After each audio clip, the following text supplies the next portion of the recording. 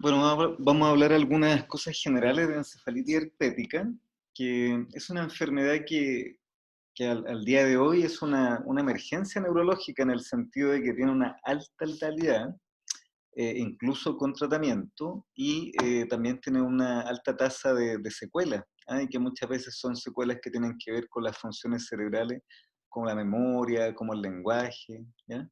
Y en específico vamos a hablar de la encefalitis herpética. Hay distintos tipos de encefalitis, hay cuadros no herpéticos, pero ¿por qué hablar de la encefalitis herpética? Por lo grave que es, por las secuelas, ¿cierto? Y por la necesidad, frente a la sospecha de esta patología, de dejar rápidamente tratamiento antiviral con aciclovir, ya incluso en forma empírica, con la sospecha, no esperar a tener la confirmación diagnóstica, sino que tomar una actitud agresiva en cuanto al tratamiento. Bueno, es una patología rara, poco frecuente, tomando en cuenta la gran prevalencia que tiene el herpes, el virus herpes, ¿cierto? Pero insisto en que su importancia está en la alta letalidad y en todas las secuelas funcionales que puede dejar. No tiene estacionalidad y en general se da en paciente joven, ¿cierto? O en adultos sobre 50 años. La gran mayoría de la encefalitis por virus, ¿cierto? Es por virus tipo 1 y es una patología, insisto, que puede ser bastante grave.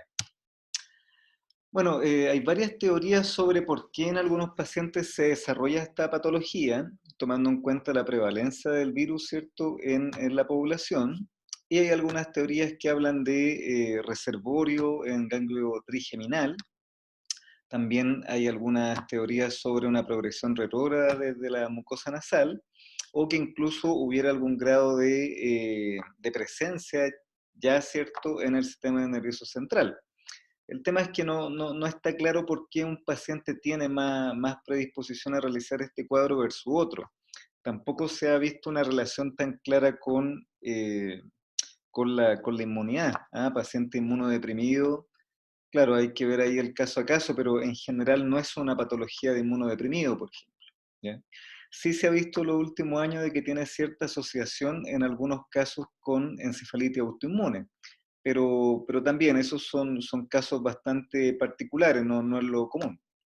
Y lo que sí es importante en la anatomía patológica es que es un virus que cuando ataca el cerebro es muy agresivo, produce necrosis del tejido neuronal y esto es muy fuerte, da mucho edema, mucho compromiso de parénquima, y esto hace cierto de que cuando uno ve la imagen, en una resonancia especialmente, se ve una lesión bastante importante, con mucho edema asociado, incluso con zonas que están necróticas y que puede tener hemorragia.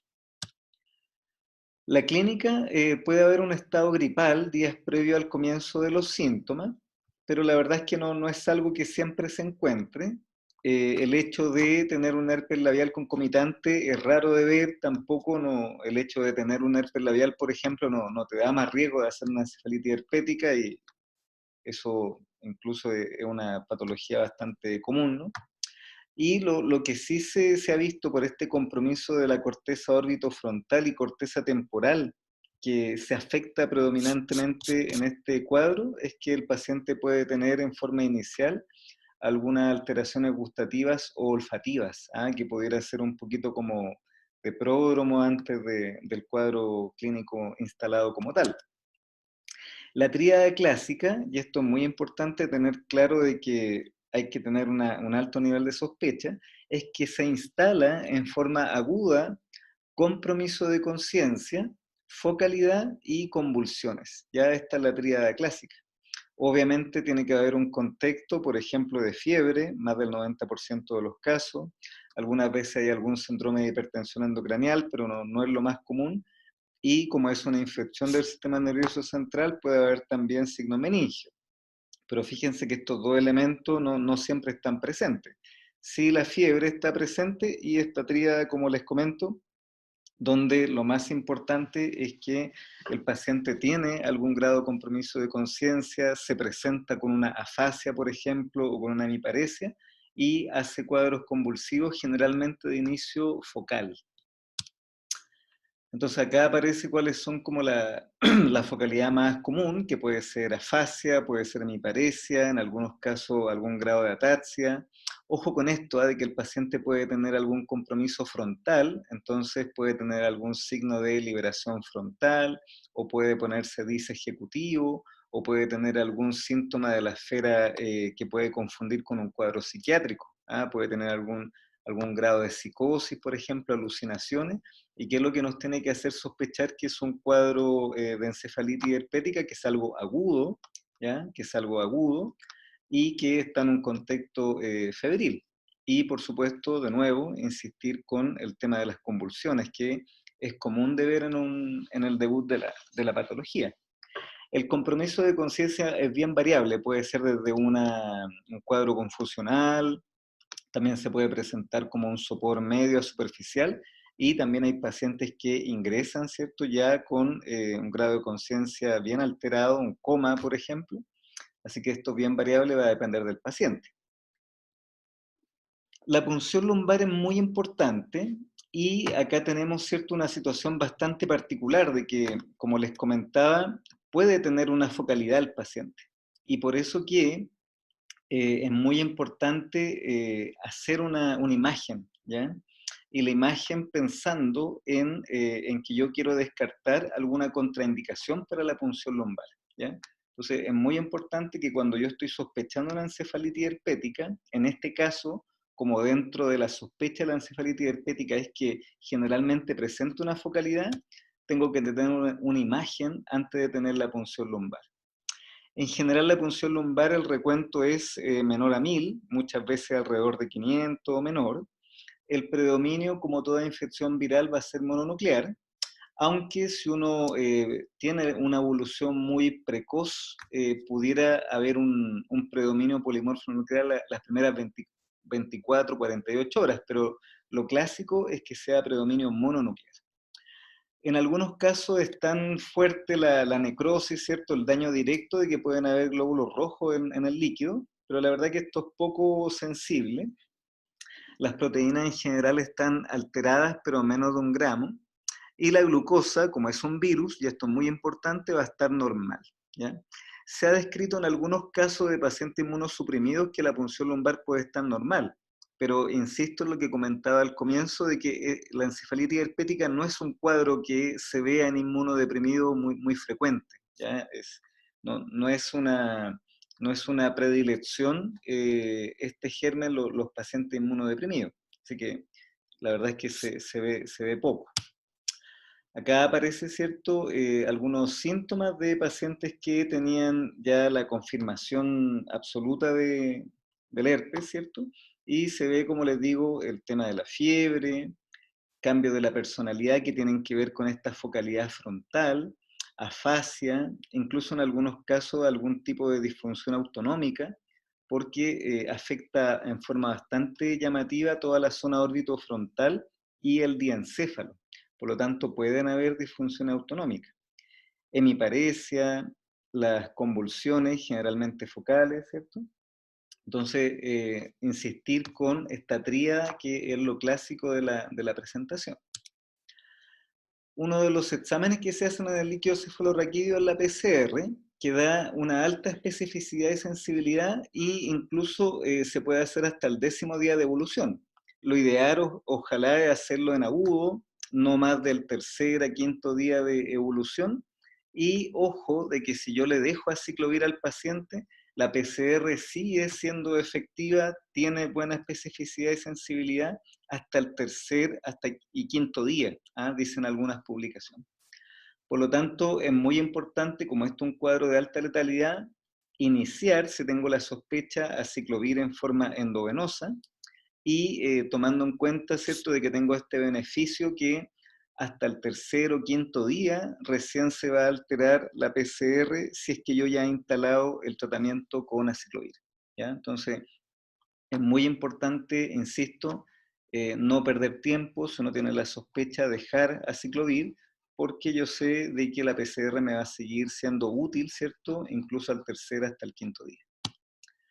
Las imágenes, y esto es muy importante, en este caso de la encefalitis herpética, como dentro del cuadro clínico clásicamente hay focalidad, debo hacer una imagen antes de la punción lumbar. El escáner, más que nada, me va a servir para descartar alguna causa que contraindique la punción lumbar. Algún efecto de masa muy importante, una hemorragia que esté haciendo efecto de masa, desviación de línea media, una hidrocefalia.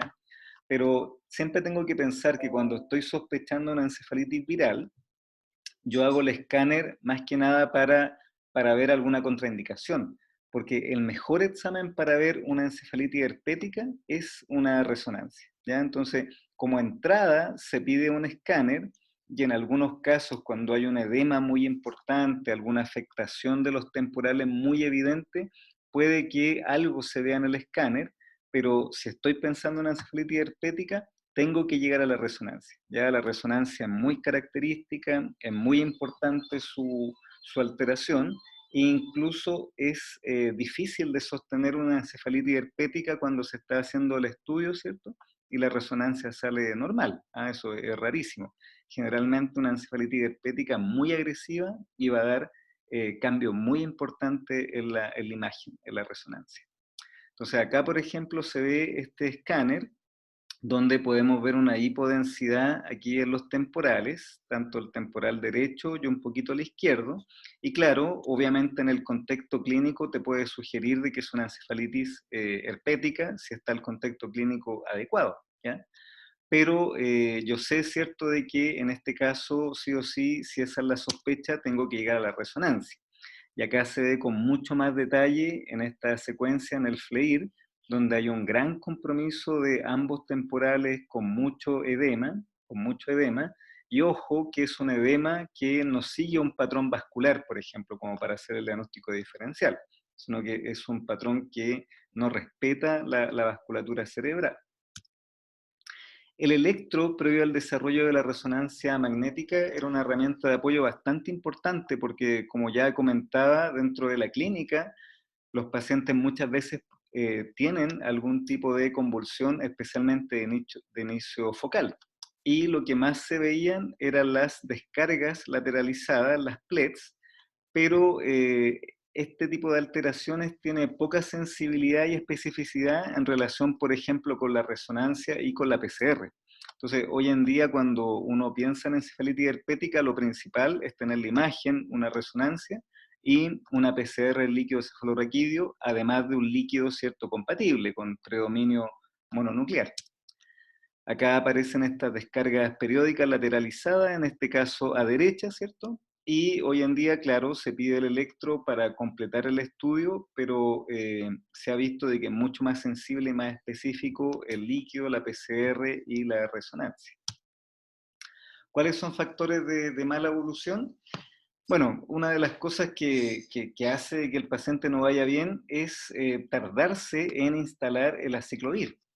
Tiene una alta mortalidad sin tratamiento, incluso con tratamiento, y por eso es muy importante una instalación precoz. O sea, si yo tengo un paciente que ingresa con una focalidad, con afasia, y en ese contexto tiene fiebre, tiene signos meningio, y yo sospecho que tenga una encefalitis herpética, obviamente voy a pedir una imagen, voy a hacer una punción lumbar, pero rápidamente, ¿cierto?